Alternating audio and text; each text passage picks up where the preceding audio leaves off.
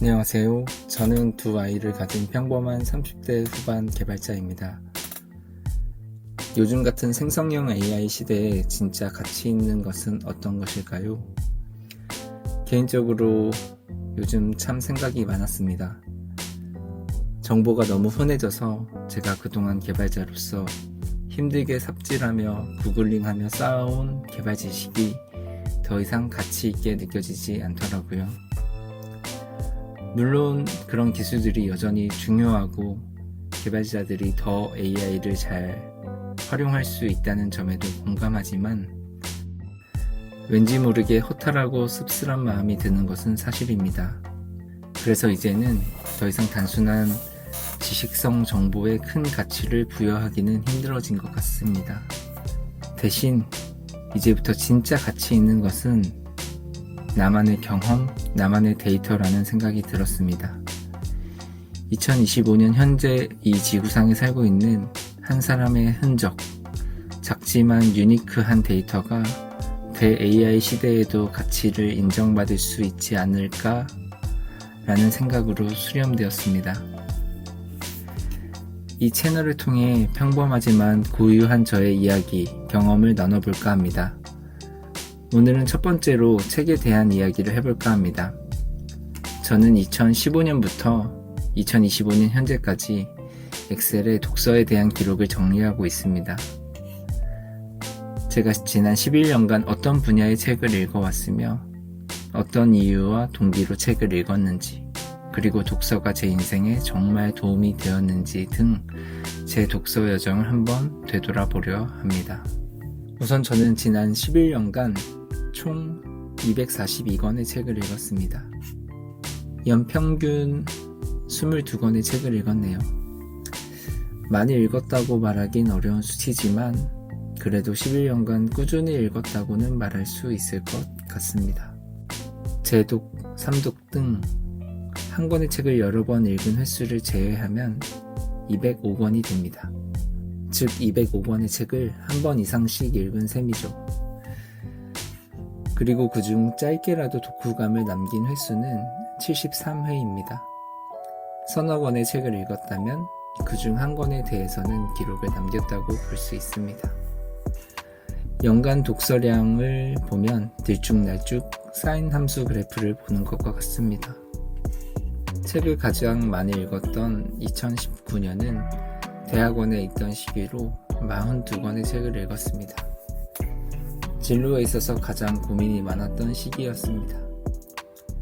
나름대로 논문 성과는 괜찮은 편이었지만 연구실에서 지내면서 왠지 모르게 우물안 개구리와 같이 느껴지던 시기였습니다.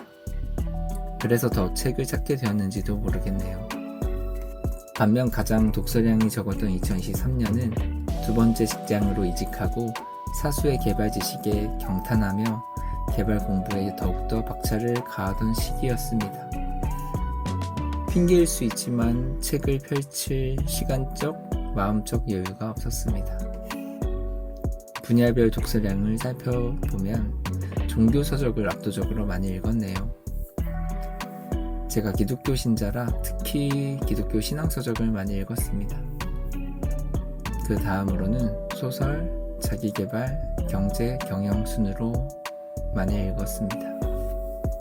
연간 분야별 독서량 추이를 살펴보더라도 2015년부터 2021년까지는 종교서적이 항상 연간 독서량 중 가장 큰 비중을 차지했습니다. 그러나 2022년을 기점으로 다른 분야가 가장 높은 비중을 차지하게 되었습니다. 2022년은 경제, 경영 분야를 주로 읽었습니다. 일을 열심히 해서 돈을 버는 것도 중요하지만 돈을 잘 관리하는 것도 못지않게 중요하다는 것을 늘지 않는 통장 잔고를 보며 뼈저리게 체감했기 때문입니다. 2023년은 좀 더 확장성 있고 표준에 맞는 개발을 하고 싶다는 생각을 많이 한 해였습니다. 그래서 개발 관련 서적을 주로 읽었습니다.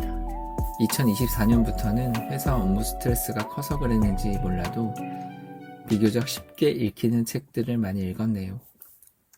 어린이들이 읽는 만화로 된 후 인물 시리즈도 여러 권 재밌게 읽었습니다. 저의 독서 여정을 뒤돌아보면 오랜 기간 이분법적 세계관에서 벗어나지 못했던 것을 데이터로도 확인할 수 있는 것 같습니다. 기독교 신앙서적이면 성, 그 외의 책은 속이라고 생각했던 시절도 있었습니다. 그러나 점차 사회생활을 하고 나이가 들면서 알게 된 것은 기독교 서적이라고 해서 항상 진리를 더 잘 드러내는 것은 아니라는 것이었습니다. 어떤 경우에는 다른 일반 서적이 훨씬 더 진리를 잘 드러내기도 했습니다.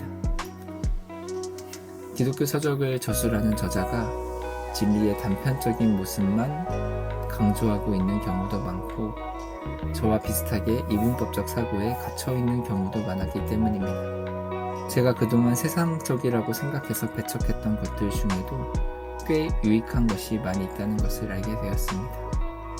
저는 저의 데미안을 비교적 늦은 나이에 만났다고 볼 수 있습니다.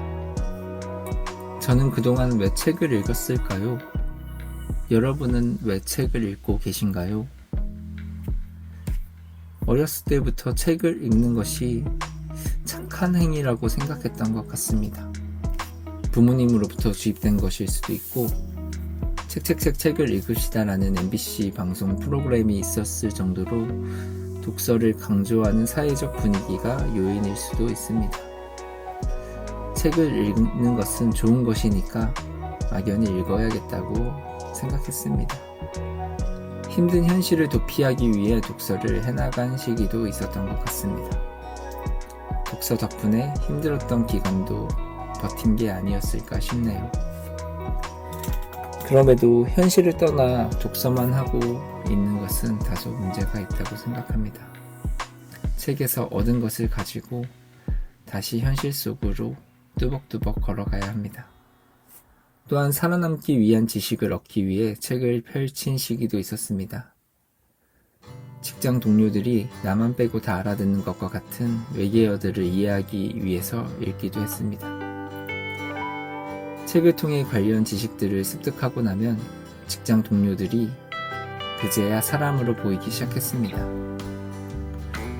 독서가 정말 제 인생에 도움이 되었을까요? 정량적으로 측정하기는 어렵지만 독서 덕분에 문해력이 좋아졌고 나름대로 논리적으로 글을 쓰고 코드를 짤 수 있는 능력이 자연스레 갖춰진 것 같습니다. 정확히 말하자면 그렇게 믿고 싶습니다. 개인적으로 독서 후에는 짧게라도 독후감을 쓰려고 노력했는데 확실히 독후감을 쓴 책이 시간이 흘러서도 기억 속에 많이 남았습니다. 그냥 읽기만 했던 책은 정말 내가 이 책을 읽었던 게 맞나 싶을 정도로 기억이 가물가물해졌습니다. 이렇게 11년간의 독서 여정을 정리해봐도 제 인생에 책이 진정 도움이 되었는지는 잘 모르겠지만 어쨌든 책을 읽어서 참 좋았습니다. 책장을 덮을 때마다 작은 성취감을 느꼈고 우울하고 답답한 현실 속에서 위로를 받았고 저자에게 따끔하게 혼나면서 이불 밖으로 나가기도 했으며 비교적 건강히 시간을 때울 수도 있었습니다. 무엇보다 쇼폼 영상으로 시간을 허비하는 것보다는 훨씬 더 건강한 도파민을 제공해 주었습니다. 그래서 저는 앞으로도 책을 읽을 것입니다. 지나고 보면 게임, 영화, 드라마, 유튜브보다 더 재밌는 것은 책이었으니까요. 여러분의 독서 여정은 어떤지 궁금합니다. 댓글을 통해 어떤 분야의 책을 읽으시는지, 왜 독서를 하시는지, 책이 인생에 도움이 되었다고 생각하시는지 등 여러분의 생각을 남겨주세요. 무엇보다 여러분이 읽고 있는 책 중에 재밌는 책 있으면 추천해주세요. 긴 영상 끝까지 시청해주셔서 정말 감사합니다. 다음 영상에서 찾아뵙겠습니다.